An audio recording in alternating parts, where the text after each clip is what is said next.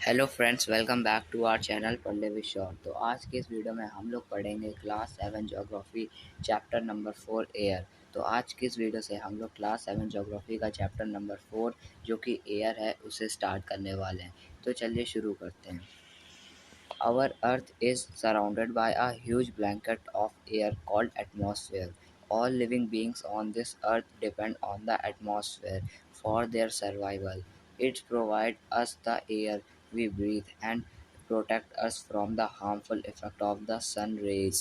Without this blanket of protection, we would be baked alive by the heat of the sun during day and get frozen during night. So it is this mass of air that has made the temperature on the earth livable. तो क्या कह रहे हैं friends कि ये जो हमारी अर्थ है ये एक हवा के ब्लैंकेट से क्या उड़ी हुई, मतलब कि हमारे अर्थ के ऊपर एक बहुत बड़ा हवा का ब्लैंकेट जो है वो उसको कैसे उसके ऊपर है, जिसको हम लोग क्या कहते हैं, एटमॉस्फेयर कहते हैं। यहाँ पे जितने भी लिविंग बीइंग हैं अर्थ के वो डिपेंड होते हैं एटमॉस्फेयर पे अपने सर्वाइवल के लिए। क्यों? क्योंकि अगर हम जो हम लोग सांस लेते हैं ये, और जो हम लोगों को हवा प्रोटेक्ट करती है हार्मफुल इफ़ेक्ट से, सन की जो रेज होती है उसके हार्मफुल इफ़ेक्ट से। जैसे कि अगर ये एटमॉस्फेयर नहीं होगा, ये हवा नहीं होगी, तो सन से यूवी रेज निकलती है, अल्ट्रा वायलेट रेज, तो वो हम पे डायरेक्ट पड़ेंगी जिससे हम लोग दिन में जल जाएंगे। और रात में क्या होगा कि जो हमारा यूनिवर्स है, मतलब कि जो हमारा सोलर सिस्टम है वहाँ पे बहुत ठंडी है, तो रात के टाइम क्या होगा, तो ये बहुत सारी ठंडी हवा, ठंड हमारे ऊपर आ जाएगी, तो हम लोग रात में क्या जम जाएंगे। तो ये जो हमारी एयर होती है ये हम लोगों को इन सब चीज़ों से क्या प्रोटेक्ट करती है। अब हम लोग बात करेंगे कॉम्पोजिशन ऑफ द एटमॉस्फेयर।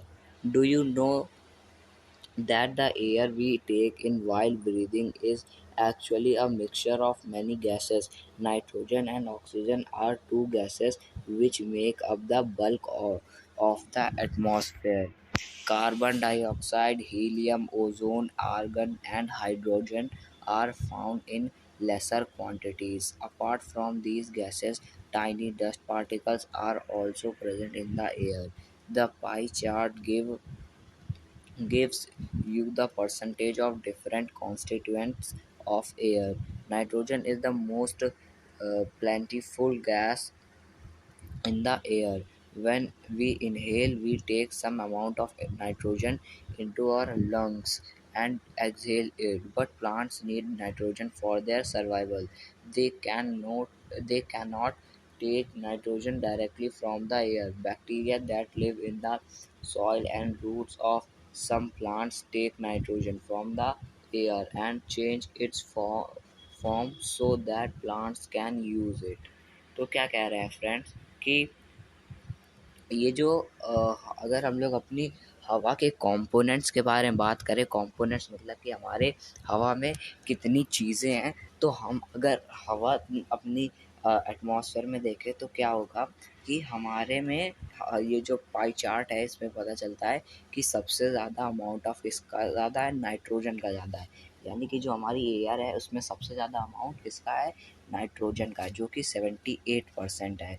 और जो दूसरी सबसे ज़्यादा हवा है वो है हमारी कौन सी, ऑक्सीजन, यानी कि जो कि 21% है। 0.03% कार्बन डाइऑक्साइड है और 0.93% आर्गन है और 0.4% ऑल अदर गैसेस हैं। ठीक फ्रेंड्स, तो क्या होता है कि हमारी जो एटमॉस्फेयर है यहाँ पे सबसे ज़्यादा क्या है, नाइट्रोजन है, जो कि हम इंसान के लिए कोई काम के लिए नहीं है। और इसमें बहुत सारी गैसें जैसे carbon dioxide, helium, ozone, argon और हाइड्रोजन। लेकिन ये जो नाइट्रोजन है ये किनके लिए इम्पॉर्टेंट है, ये इम्पॉर्टेंट है प्लांट्स के लिए, क्योंकि प्लांट्स क्या करते हैं कि प्लांट्स इनको डायरेक्टली नहीं ले पाते हैं, लेकिन ये प्लांट्स के लिए बहुत ही ज़्यादा इम्पॉर्टेंट होते हैं।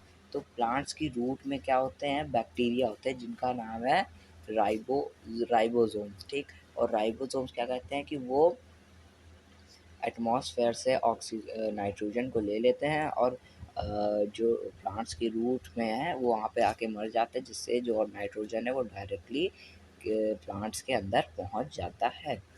Oxygen is the second most plentiful gas in the air. Humans and animals take oxygen from the air as they breathe. Green plants produce oxygen during photosynthesis. In this way, oxygen content in the air remains constant. If we cut trees, then this balance gets disturbed. Carbon dioxide is another important gas. Green plants use carbon dioxide to make their food and release oxygen. Humans or animals release carbon dioxide. The amount of carbon dioxide released by humans or animals seems to be equal to the amount used by the plants, which make a perfect balance. However, the balance is upset by burning of fuels such as coal and oil. They add billions of tons of carbon dioxide into the atmosphere each year. As a result, the increased volume of carbon dioxide is affecting Earth's weather and climate. तो क्या कह रहे हैं friends कि जो oxygen है ये हमारे एटमॉस्फेयर में सेकंड सबसे ज़्यादा गैस है, यानी कि फर्स्ट नंबर पे नाइट्रोजन है, सेकंड नंबर पे क्या है, ऑक्सीजन है। और ये जो ग्रीन प्लांट्स होते हैं ये क्या करते हैं कि ये कार्बन डाइऑक्साइड को क्या इनहेल करते हैं और ऑक्सीजन को क्या प्रोड्यूस करते हैं। ये क्या होता है, ये होता है फोटोसिंथेसिस, एक प्रोसेस होता है। ठीक, ये हम लोगों ने क्या साइंस में पढ़ेंगे। कार्बन डाइऑक्साइड क्या होती है, ये एक अनदर इम्पॉर्टेंट गैस है। इसमें क्या होता है कि ग्रीन प्लांट्स जो होते हैं वो कार्बन डाइऑक्साइड को क्या इनहेल करते हैं और उससे क्या ही अपना फूड बनाते हैं और फिर क्या करते हैं, ऑक्सीजन गैस को क्या रिलीज़ कर देते हैं। तो इससे क्या होता है कि हम लोग जो ह्यूमंस होते हैं वो ह्यूमंस और एनिमल्स कार्बन डाइऑक्साइड को रिलीज़ करते हैं और जो ट्रीज़ होते हैं, प्लांट्स, वो ऑक्सीजन को रिलीज़ करते हैं। तो इससे क्या होता है कि सबका बैलेंस बना रहता है। लेकिन हम लोग क्या करते हैं, ह्यूमंस क्या करते हैं कि वो पेड़ को काट देते हैं, जिसकी वजह से क्या होता है कि ये बैलेंस जो है ये डिस्टर्ब हो जाता है। डिस्टर्ब हो जाता है तो इससे क्या होता है कि किसी एक गैस की क्या बढ़ने लगती है क्वांटिटी। जैसे कि इसमें क्या होता है कि हम लोग पेड़ को काट देते हैं तो जो कार्बन डाइऑक्साइड है वो एक तरह से क्या बढ़ने लगता है। तो इससे क्या होता है कि कार्बन डाइऑक्साइड एक तरह की गरम गरम गैस है। तो गरम गैस क्या करती है कि ये अर्थ का जो वेदर और क्लाइमेट है इसको चेंज कर देती है। जैसे कि अभी गर्मियाँ चल रही हैं तो अभी क्या हो रहा है कि 50-50 डिग्री तक टेम्परेचर जा रहा है अर्थ का। क्यों जा रहा है? क्योंकि इसी कार्बन डाइऑक्साइड की वजह से। अब हम लोग चलते हैं अपने नेक्स्ट टॉपिक की तरफ, स्ट्रक्चर ऑफ द एटमॉस्फेयर, यानी कि जो हमारी एटमॉस्फेयर है इसका कैसा स्ट्रक्चर है।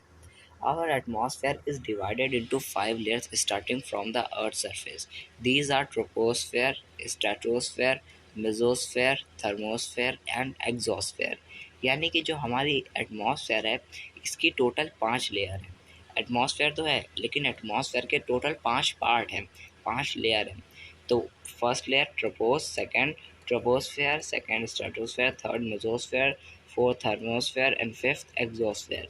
तो अगर हम लोग पहली जो हमारी प्राइमरी लेयर है उसको उसके बारे में पढ़े तो वो है हमारी troposphere. This layer is the most important layer of the atmosphere.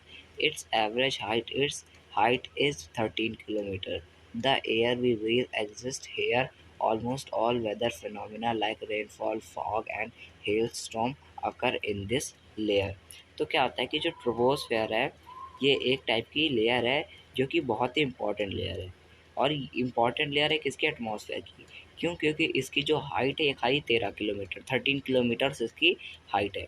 ठीक, और जो हम लोग एयर को ब्रीथ करते हैं यानी कि जो हवा हम लोग सांस लेते हैं और जहाँ पे जितने भी ये वेदर के फिनोमेना होते हैं जैसे कि रेनफॉल, फॉग और हेलस्टॉर्म, ये सारे इसी लेयर में ही होते हैं।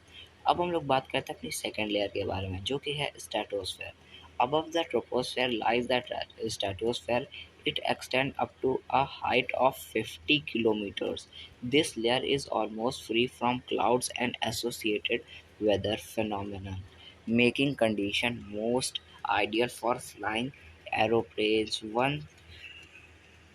One important feature of stratosphere is that its gas it gas. We have just learned how it protects us from the harmful effect of the sun rays. तो क्या होता है कि इस ट्रोपोस्फेयर के ऊपर एक और लेयर होती है जिसका नाम स्ट्रेटोस्फेयर है। ये 50 किलोमीटर तक की क्या इसकी हाइट होती है, और ये क्या ये क्लाउड फ्री लेयर होती है, यानी कि इस लेयर में क्या क्लाउड्स नहीं होते, मतलब कि this layer is almost free from clouds, यानी कि थोड़े बहुत होते होंगे लेकिन ऑलमोस्ट इसमें एक भी क्लाउड्स नहीं होते। और ये क्या ये वेदर फिनोमेना के साथ क्या एसोसिएटेड है। इसमें क्या होता है कि इसमें जो एरोप्लेन्स फ्लाइंग करते हैं वो सब इसी लेयर में होते हैं। और जो इसके इम्पॉर्टेंट फीचर है स्ट्रेटोस्फेयर के वो ये हैं कि इसी में क्या ozone layer of ozone gas, यानी कि इसमें ओजोन गैस भी क्या होती है। और जो कि अभी हम लोगों ने पढ़ा, जो कि हम लोगों को क्या सन की हार्मफुल इफेक्ट रेस से क्या करते हैं प्रोटेक्ट करते हैं। अब हम लोग अपनी थर्ड लेयर के बारे में बात करें तो जो कि हमारी mesosphere. This is the third layer of the atmosphere. It lies above the stratosphere. It extends up to the height of 80 kilometer. Meteorites burn up Meteorites burn up in this layer on entering from the space। तो क्या होता है कि जो mesosphere है ये third layer है किसकी एटमॉस्फेयर की, और ये 80 किलोमीटर्स तक की इसकी क्या हाइट होती है। और जो मेटेरॉइड्स होते हैं जब वो सन से आते हैं, मतलब कि सन से नहीं, जब वो सोलर सिस्टम से आते हैं स्पेस से हमारे अर्थ में, तो वो मेसोस्फेयर में आते आते क्या हो जाते हैं पूरी तरीके से बर्न हो जाते हैं, यानी कि जल जाते हैं। अब हम अपनी फोर्थ लेयर के बारे में बात करें तो वो है हमारी thermosphere. Thermosphere in thermosphere temperature rises very rapidly and increase height. Ionosphere is a part of this layer. Its extent between 80 to 400 kilometers. This layer helps in radio transmission. In fact, radio waves transmitted from the Earth are reflected back to the earth by this layer. तो क्या कह रहे हैं friends कि जो हमारी layer है जिसका नाम थर्मोस्फेयर है, ये इसमें क्या होता है कि इस लेयर में जो टेम्परेचर है वो बहुत ही जल्दी राइस यानी कि बढ़ जाता है और बहुत ही जल्दी क्या घट भी जाता है। इसकी जो हाइट है उसमें क्या होता है कि एक और इस लेयर है जिसका नाम आइनोस्फेयर है, ये इसी लेयर का क्या पार्ट है, और इसकी जो हाइट है वो 80 से लेकर के 400 किलोमीटर्स तक जाती है। ये हमें हेल्प करता है, जो हमारा रेडियो ट्रांसमिशन होता है इसमें ये लेयर हमारी हेल्प करती है। और ये जो रेडियो वेव्स होती हैं ये ट्रांसमिट करी जाती हैं अर्थ से, जो कि रिफ्लेक्ट होकर आती है, तो इसी लेयर में क्या अर्थ की इसी लेयर में क्या रिफ्लेक्ट होकर के आ जाती है, यानी कि अर्थ से बहुत सारी क्या भेजी जाती है वेव्स भेजी जाती है। तो जितनी जो भी वेव्स वापस रिफ्लेक्ट करके आती है तो वो कहाँ तक आ पाती, वो थर्मोस्फेयर तक ही क्या आती है। अब हमारी जो लास्ट लेयर है वो है exosphere. The upper most layer of the atmosphere is known as exosphere. This layer has very thin air, light gas like helium and hydrogen float into the space from here. तो यहाँ पे क्या कह रहे हैं, जो एग्जॉस्फेयर है ये सबसे अपर लेयर है, यानी कि ये सबसे ऊपर वाली लेयर है और इस एटमॉस्फेयर की। और इस लेयर में क्या होता है कि बहुत छोटे छोटे मतलब कि बहुत ही थिन एयर है, यानी बहुत ही पतली एयर है, जैसे कि लाइट गैसेस यानी कि हल्की गैसेस है, जैसे कि हीलियम है और हाइड्रोजन है, जो कि यहाँ पे क्या स्पेस में फ्लोट करती रहती हैं। तो फ्रेंड्स ये जो हमारा टॉपिक है तो कंप्लीट हो चुका है। अब जो हमारा नेक्स्ट टॉपिक है वो है वेदर एंड क्लाइमेट। तो इसे भी हम लोग स्टार्ट करते हैं। Is it going to rain today? Will it be bright and sunny today? How many times have we heard this from anxious cricket fans, speculating the fate of a one-day match? If we imagine our body to be a radio and the mind its speaker, whether it's something that fiddles with its control knobs, whether is this honor hour to hour, day to day condition of the atmosphere. A hot or humid weather may make one irritable. A pleasant breezy weather may make one cheerful and even plan for an outing.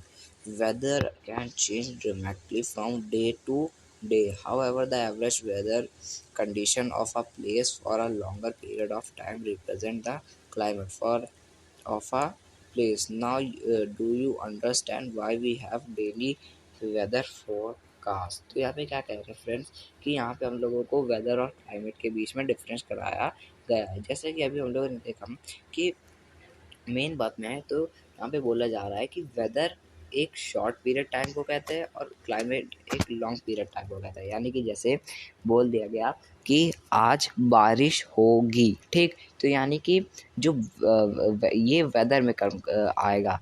अच्छा, इसको example से देखते हैं। ठीक, अभी चल रहा है क्या, अभी चल रहा है समर क्लाइमेट, यानी कि यहाँ पे गर्मियों का मौसम चल रहा है।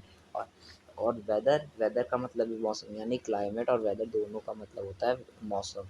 ठीक, लेकिन वेदर ऐसा मौसम होता है जो कि ड्रामेटिकली बदल भी सकता है, मतलब कि 2-3 दिन के अंदर चेंज भी हो सकता है। जैसे कि बारिश हो रही है, फिर धूप निकल आएगी, ठीक, फिर उसके बाद फिर बारिश होगी।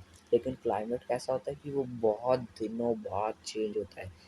जैसे कि अभी हमारा चल रहा है समर, ठीक, तो अभी क्या ये 4-5 महीने 6 या 7 महीने तक क्या समर ही चलेगा, ठीक। और अगर उसके बाद फिर ये समर क्लाइमेट, फिर उसके बाद फिर बारिश होगी खूब टाइम तक, रेनी सीज़न आ जाएगा तो रेनी वो भी क्या खूब टाइम तक चलेगा। फिर उसके बाद वो विंटर आ जाएगा, तो विंटर भी क्या विंटर नवंबर से स्टार्ट होकर के क्या मार्च तक चलता है, ठीक। तो यही कुछ 4-5 महीने तक ये भी क्या चलेगा, विंटर क्लाइमेट चलेगा। तो जो क्लाइमेट होते हैं वो लंबे पीरियड तक चलते हैं।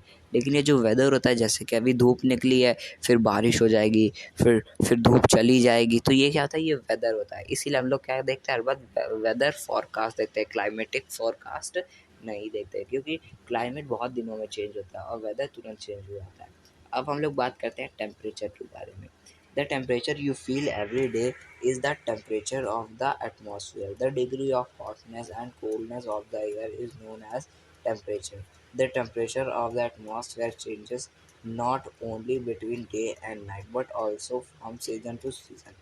Summer are hotter than winter. An important factor that influences the distribution of the temperature is insolation. Insolation is the incoming solar energy intercepted by the earth. The amount of insolation decreases from the equator towards the pole. Therefore, the temperature decreases in the same manner. तो क्या कह रहे हैं friends कि जो temperature होता है ये बताया जाता है कि जब जो भी हम लोग फील कर पा रहे हैं हॉटनेस कोल्डनेस, ये हमें बताता है किसके जो हम लोग फील कर पा रहे हैं, जो कि हमारे एटमॉस्फेयर का क्या टेम्परेचर होता है। ये जो टेम्परेचर होता है ये ऐसे चेंज नहीं होता, डे नाइट से क्या चेंज नहीं होता, कुछ सीजन्स के साथ ही क्या ये चेंज होता है। जैसे समर है तो समर हॉट होते हैं, और जो विंटर है वो क्या वो कूल्स होता है, यानी कि विंटर में क्या होता है कोल्ड होता है। तो इससे हमें क्या पता चलता है कि ये जो टेम्परेचर है ये सीजन्स के साथ भी क्या वेरी करते हैं। तो फ्रेंड्स अब हम लोग क्या पढ़ेंगे अब, हाँ, तो इसमें एक और इम्पॉर्टेंट फैक्टर होता है जो कि होता है आइसोलेशन। आइसोलेशन क्या होता है कि एक ये इनकमिंग सोलर एनर्जी है, जिसमें क्या होता है कि जो अर्थ है उसमें क्या ये जो इक्वेटर है इसमें इंसोलेशन है, ये एक इनकमिंग सोलर एनर्जी है इंटरसेप्टर, जो कि अर्थ के द्वारा इंटरसेप्ट करी जाएगी। इसमें क्या होता है कि जो टेम्परेचर होता है टूवर्ड्स पोल्स, ये क्या ये इनमें टेम्परेचर डिक्रीज और सेम मैनर में रहता है। ये थोड़ी हायर क्लासेस की बात है, तो इसको क्या हम लोग आगे भी पढ़ेंगे। Now do you understand why poles are covered with snow? If the earth's temperature rises too high it would become too warm for some crops to grow. Temperature in cities is much higher than that of village. The concrete and metals in buildings and asphalt of roads gets heated up during the day. This heat is released during the night. Also, the crowded high-rise buildings of the cities trap the warm air and thus raise the temperature of the cities. तो यहाँ पे ये जो आप isolation वाली बात नहीं समझ पाए होंगे, आई थिंक मैं आपको फिर से बताता हूँ। तो देखो क्या होता है कि जो हमारा सन है वो क्या वो ट्रॉपिक ऑफ कैप्रिकॉर्न से लेकर के ट्रॉपिक ऑफ कैंसर तक ही क्या जाता है। तो इससे क्या होता है कि उसकी जो रेज हैं सन की रेज, वो ट्रॉपिक ऑफ कैंसर के ऊपर भी जाती हैं, लेकिन सन मूव करता है ट्रॉपिक ऑफ कैंसर तक। लेकिन जो सन की रेज है वो कैसी, वो फिर वो सन की रेज ऐसी क्या टेढ़ी रेज आती है, यानी तिरछी रेस सन की जाती है ऊपर। तो उससे क्या होता है कि वहाँ पे इतनी हीट नहीं पहुँच पाती। और नॉर्थ पोल्स और साउथ पोल्स ये क्या बहुत ही ऊपर हैं और बहुत ही नीचे हैं। तो यानी नॉर्थ पोल तो बहुत ऊपर है और साउथ पोल तो बहुत नीचे है।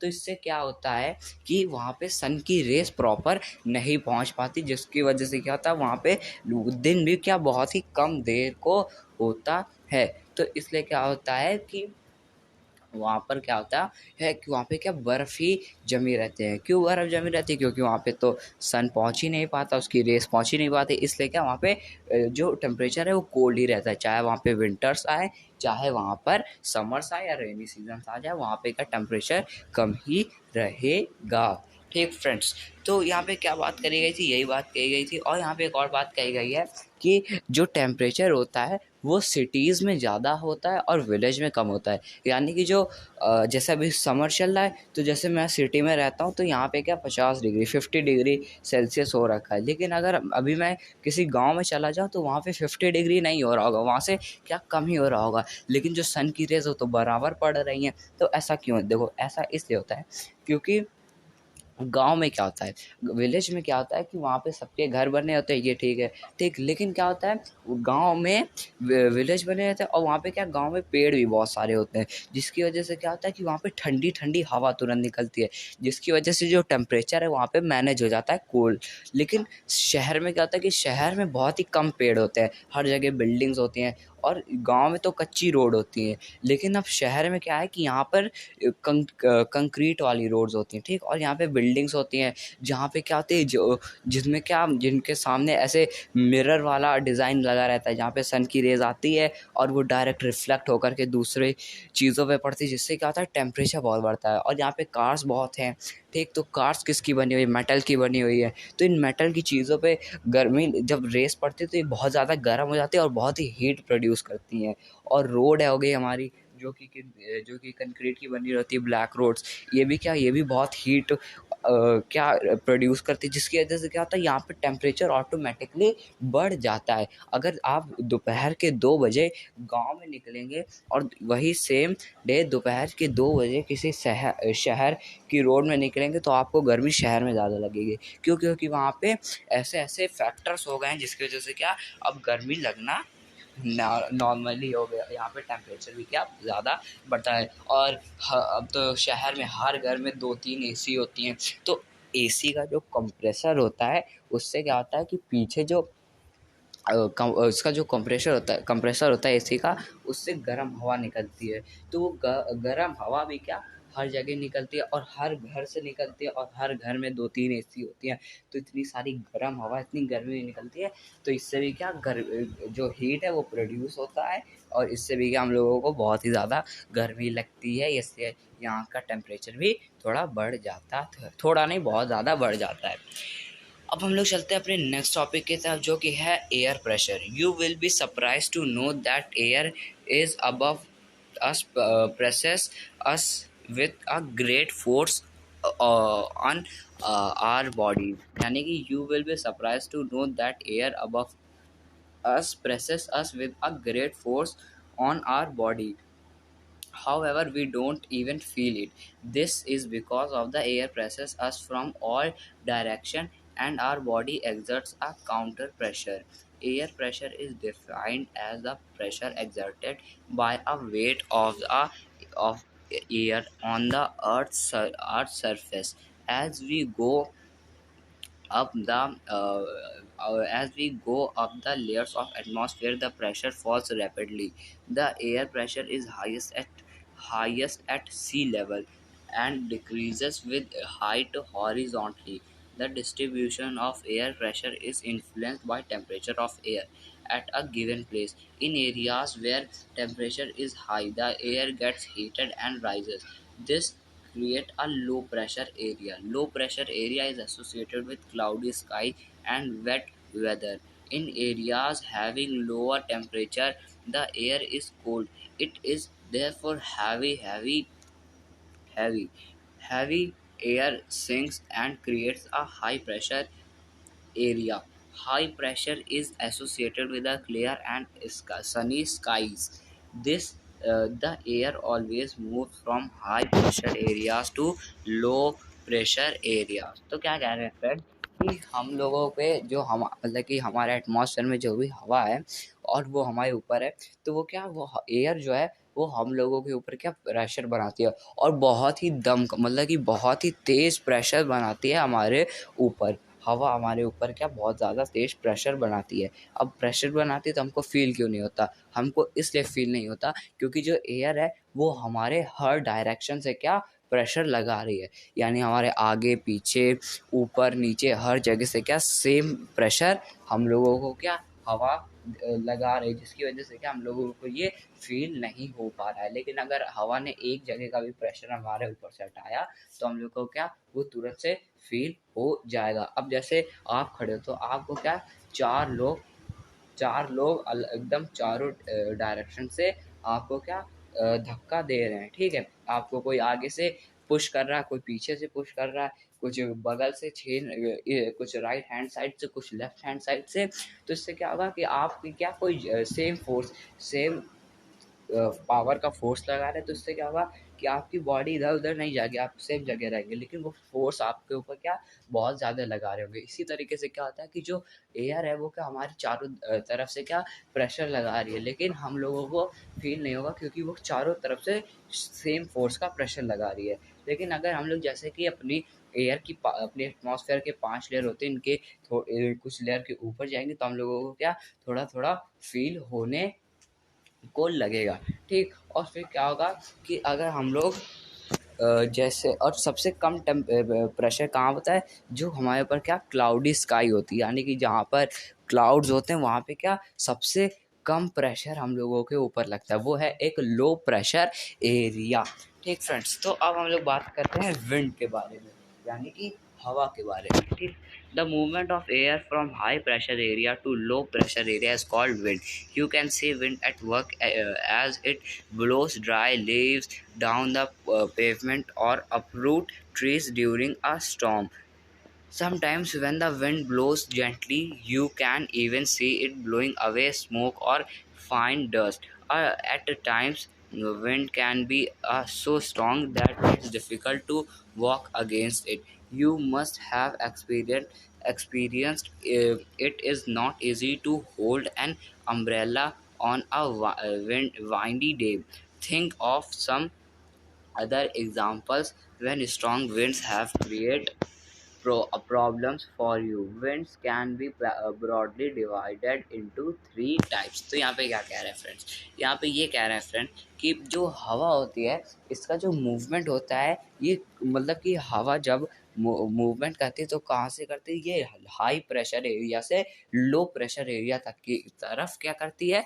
मूव करती है। जिसमें क्या होता है कि जो हवा है वो कभी कभी क्या जेंटली यानी कि आराम आराम से कभी कभी मूव करती है। तो इससे क्या होता है कि पेड़ की कुछ पत्तियां जो होती हैं वो टूट के गिर जाती हैं। और कभी कभी देखा होगा कि हवा इतनी तेज स्टॉर्म यानी कि जब आंधी आती है, तूफान आता है, तब जब हवा चलती है तब वो क्या करती है, तब वो पेड़ ही को उखाड़ देती है। यानी कि हवा में इतना दम होता है कि वो पत्ती भी तोड़ सकती है और पूरे पेड़ को भी क्या उखाड़ सकती है। तो इसमें क्या होता है कि जो हवा होती है ये कभी कभी जेंटली काम करती है, कभी कभी एकदम एकदम पूरा स्टाइल मतलब कि एकदम पूरे कभी कभी एकदम खतरनाक तरीके से काम करती है। तो इसमें क्या होता है कि जब बहुत ही लो प्रेशर एरिया हो जाता है तो इसमें क्या होता है कि लो प्रेशर एरिया की वजह से यहाँ पर हवा तेज चलने लगती है, ठीक। और कभी कभी मौसम खराब हो जाता है जिसकी वजह से क्या आंधी आ जाती है। लेकिन अब हम लोग अपनी बात करें तो इसमें ये है कि आप लोगों ने कभी देखा होगा कि जब हम लोग जब हवा बहुत तेज चल रही होती है और हम लोग उसके अपोजिट डायरेक्शन में चल रहे होते हैं, तो क्या होता है कि जो हवा है वो हम लोगों को क्या रोकने की कोशिश करती है। यानी कि जैसे हवा आगे से चल रही नॉर्थ से, तो और हम लोग नॉर्थ को जाने की ट्राई कर रहे हैं उसके अगेंस्ट बिल्कुल, तो हम लोगों को क्या बहुत ही डिफिकल्टी हो गई।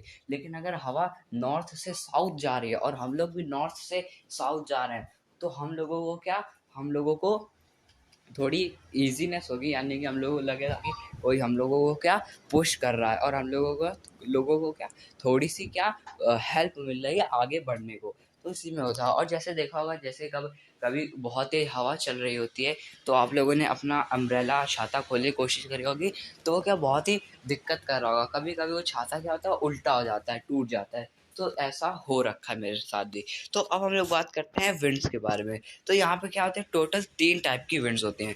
First permanent winds, second seasonal winds, और थर्ड लोकल विंड्स। तो हम लोग सारी विंड्स के बारे में पढ़ते हैं। The trade winds, western lights and eastern lights are the permanent winds. These blows constantly throughout the year in a particular direction. तो यहाँ पे क्या कह रहे हैं कि जो परमानेंट विंड्स होती हैं इनको क्या कहते हैं, ट्रेड विंड्स कहते हैं, या फिर इनको वेस्टर्न लाइट्स और ईस्टर्न लाइट्स विंड्स भी कहते हैं। ये सब क्या होती है, परमानेंट विंड्स होती है। इसमें क्या होता है कि ये कॉन्स्टेंटली क्या करते हैं, कॉन्स्टेंटली ही क्या चलती रहती है। यानी कि चाहे गर्मी हो, चाहे ठंडी हो, चाहे बरसात, तो ये हर टाइम एक ही कॉन्स्टेंटली चलती रहेंगी। इनको क्या कहते हैं, परमानेंट विंड्स कहते हैं। सेकंड आती है seasonal winds. These winds changes their direction in different seasons, for example monsoon in India. तो सीजनल विंड्स क्या होते हैं, जो कि कोई किसी एक पर्टिकुलर सीजन के साथ यहाँ इंडिया आती है। जैसे कि इंडिया ने किसी भी देश के जहाँ ये सीजन जाता है उसके साथ यहाँ पे क्या आती है। जैसे कि इंडिया है, तो इंडिया में जब मानसून आते हैं, तो अभी क्या होता है, तभी ये जो तभी इनके साथ एक विंड आती है जिसका नाम सीजनल विंड है। जब हवा चलने लगती है और पानी बरसता है, तो उसको क्या कहते हैं, सीजनल विंड कहते हैं। फिर थर्ड आती है लोकल विंड्स। तो लोकल विंड्स कहते हैं, these blow only during a particular period of the day और year in a small area. For example, land and sea breeze. Do you recall the hot and dry local wind of northern plains of India? It's called लू। हाँ, तो यहाँ पे क्या होती है, जो लोकल विंड होते हैं, लोकल विंड्स कौन से होते हैं, जो कि जैसे कि इंडिया है, तो इंडिया में क्या जब गर्म सीजन आता है, समर्स आते हैं, तो यहाँ पे क्या होता है कि एक हवा होती है जो कि जो कि यहाँ पे लोकली चलती है, जिसको क्या कहते हैं, लू कहते हैं। एक हॉट एयर होती है, गर्म वार्म एयर होती है, जिसको क्या कहते हैं, लू भी कहते हैं। लू क्या भी नहीं, लू ही कहते हैं है। अब हम बात करते हैं मॉइस्चर के बारे में, यानी कि मॉइस्चर का लू। ठीक, फिर क्या है moisture? When water evaporates from land and different water bodies is become water vapor. Moisture in the air at any time. It is known as humidity. When the air is full of water vapors, we call it a humid day. As the air gets warmer, its capacity to hold the water vapors increase, and so it become more and more humid. On a humid day, clothes take longer to dry, and sweat from our body does not evaporate easily, making us feel very uncomfortable. When water vapors rises, it start cooling off droplets of water. Clouds are just masses of such water droplets. When these droplets of water become too heavy to float in air, then they come down as precipitation. Jet planes flying in the sky leave a white trail behind them. The moisture from their engines behind them, the moisture from the engines, moisture for sometimes when there is no air movement to disturb it. Precipitation that comes down to the earth in liquid form is called rain. Most of the groundwater comes from rainwater. Plants help preserve water. When trees on hillsides are cut, rainwater flows down the bare mountains and can cause flooding of low-lying areas. On the basis of mechanism, there are 3 types of rainfall: the conventional rainfall, the orographic rainfall, and the cyclonic rainfall. तो क्या कह रहे हैं friends कि यहाँ पे इन्होंने क्या बात करी है, पूरी मॉइस्चर के बारे में बात करी है। मॉइस्चर क्या होता है, देखिए, जैसे कि यहाँ पे मॉइस्चर सबसे ज़्यादा कहाँ पर होता है, जो कि जगह होती है जहाँ पे क्या होता है सबसे ज़्यादा वो, जहाँ पे जैसे कोई तालाब है, लेक है, पॉन्ड है या रिवर है या ओशियन है, यानी कि जो हमारा सदर्न पार्ट है इंडिया का, वहाँ पे सबसे ज़्यादा क्या होती है, वहाँ पे सबसे ज़्यादा होती है मॉइस्चराइज। वो जगह सबसे ज़्यादा मॉइस्चराइज होती है। क्यों? क्योंकि देखिए, क्योंकि अब जैसे धूप पड़ेगी तो पानी में क्या होगा कि वो पानी जो है वो वेपर्स बनेगा। पानी जैसे पानी वेपर बनेगा तो वो क्या, जिसे कहते हैं भाप बन जाता है पानी, तो पानी वेपर्स बनकर क्या हवा में मिल जाएगा। अब हवा में मिल जाएगा तो इससे क्या होगा कि जो हवा होगी वो हल्की हल्की सी कैसी होगी, वो हल्की हल्की सी, उसमें क्या, उसमें थोड़े वाटर ड्रॉपलेट्स होंगे। वाटर ड्रॉपलेट्स होंगे तो उससे क्या होगा कि हमारा जो पसीना है, जब हम लोग खेलेंगे, हमारा जो स्वेट है वो क्या, उसको उठे मतलब कि उसको सूखने में, वेपराइज होने में क्या थोड़ा टाइम लगेगा। और हम लोगों को क्या थोड़ा थोड़ा ऐसे बहुत ही ज़्यादा ऑयली ऑयली हम लोगों को क्या फील होगा हमारी स्किन के ऊपर में। जो कपड़े होंगे उनको सूखने में ज़्यादा टाइम लगेगा। क्यों ज़्यादा टाइम लगेगा? क्योंकि जो हवा होगी वो पहले से क्या होगी, उसमें वाटर ड्रॉपलेट्स होंगे, और उसको और कहाँ से, उसको जो हवा है उसको और वाटर ड्रॉपलेट्स कपड़े से निकालनी होगी तो निकाल नहीं पाएगी, क्योंकि उसमें पहले से वाटर ड्रॉपलेट्स है।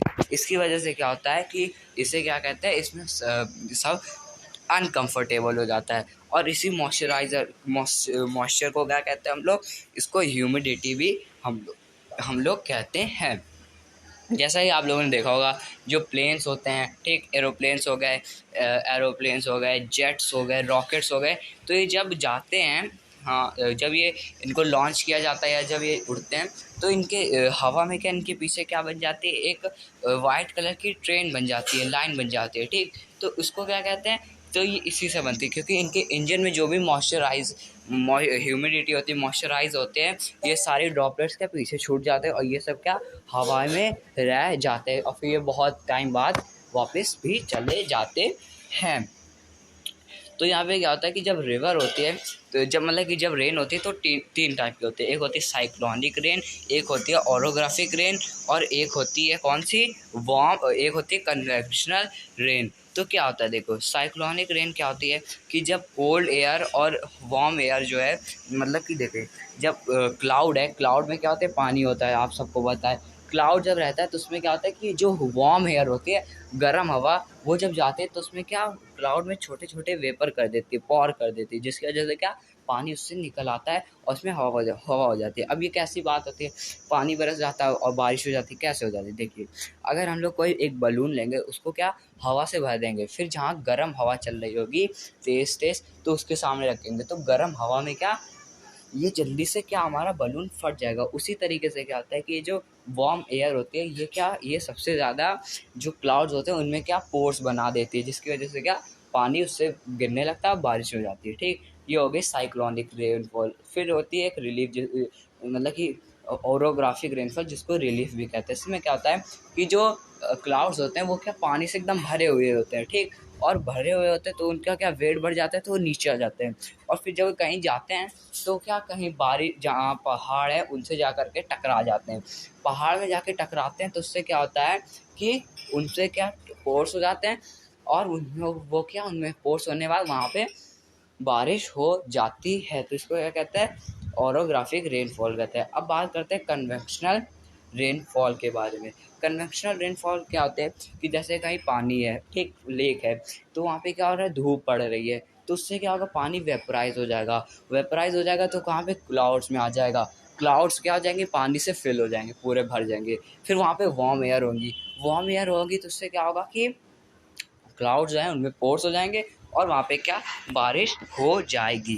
फिर यहाँ पे कहते हैं rainfall is the very important for the survival of plants and animals. It brings fresh water to the earth surface. Its rainfall is less water scarcity and drought occur. On the other hand, it is more floods take place. तो यहाँ पे क्या कहते हैं कि जो rainfall है बहुत ही ज़्यादा इंपॉर्टेंट है किनके लिए, ये बहुत ही ज़्यादा इंपॉर्टेंट है एनिमल्स के लिए, ह्यूमंस के लिए और प्लांट्स के लिए। क्यों? क्योंकि अगर रेनफॉल नहीं होगा तो यहाँ पे क्या ड्रॉट हो जाएंगी, तो इससे क्या होगा, सूखा पड़ जाएगा, इससे क्या बहुत ज़्यादा वेजिटेशन का नुकसान होगा। और फिर अगर ज़्यादा रेनफॉल हो जाएगी तो इससे क्या होगा कि फ्लड्स भी आ सकते हैं। तो इससे क्या होता है कि हम लोगों को क्या एक बराबर बैलेंस बना कर के चलना होता होगा, मतलब कि हर चीज़ का क्या एक बराबर बैलेंस ही हम लोगों को क्या सूट करता है। तो फ्रेंड्स, ये जो हमारा चैप्टर है ये तो कंप्लीट हो चुका है। इस चैप्टर के जो क्वेश्चन आंसर है वो हम लोग करेंगे नेक्स्ट वीडियो में। आज की इस वीडियो में इतना ही, मिलेंगे नेक्स्ट वीडियो में नेक्स्ट टॉपिक के साथ। तब तक के लिए थैंक यू वेरी मच।